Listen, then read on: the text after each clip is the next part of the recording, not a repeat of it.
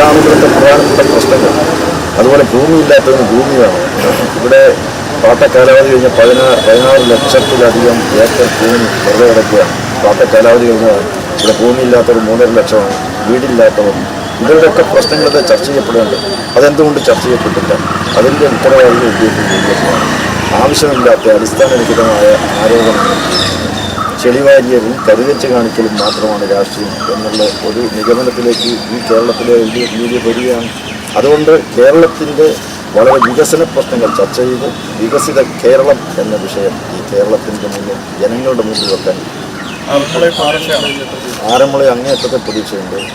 തീർച്ചയായിട്ടും അവിടുത്തെ ജനങ്ങൾ ഈ പറഞ്ഞതുപോലെ കഴിഞ്ഞ 7 വർഷമായി നിരവധി MLA-മാരുണ്ട്. ആദ്യമായി ഞാൻ അവിടെ വാർത്ത ആറന്മുള പൈതൃക ഗ്രാമം എന്നുള്ളതിന് സർട്ടിഫിക്കേഷൻ വാങ്ങുന്നതാണ്. ഇന്നേ വരെ ഒരു MLA-ക്ക് സാധിക്കാത്തൊരു കാര്യമാണ്.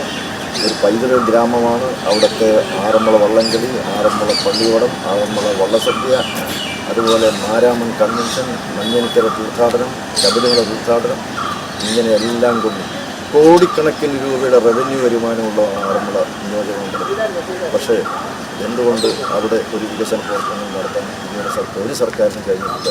ഇത്രയും വലിയ ജനക്കൂട്ടമുണ്ടാകുന്ന വലിയ സംഭവങ്ങൾ ഉണ്ടായിട്ടില്ല.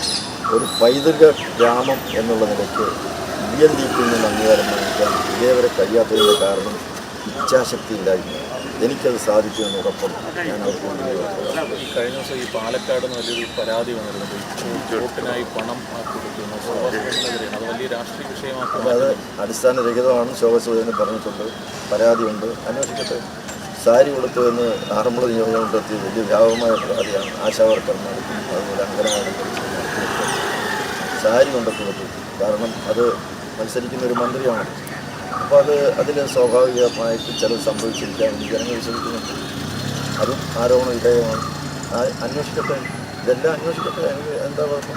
കൂടെ ഉണ്ടായിരിക്കും ശോഭാസുരേന്ദ്രൻ അറിയില്ലെന്നാണ് പറഞ്ഞത്. പക്ഷേ പിന്നീട് ചിത്രങ്ങളൊക്കെ ഞാൻ പറയും, എന്ത് ആരോപണം ഉണ്ടെങ്കിലും അന്വേഷിക്കട്ടെ. ആയിരിക്കും ഈ കാര്യത്തിൽ തുറന്ന മനസ്സാണ്. ഈ തെറ്റ് ആര് ചെയ്തിട്ടുണ്ടെങ്കിലും നിയമത്തിൻ്റെ മുന്നിൽ കൊണ്ടുവരണം.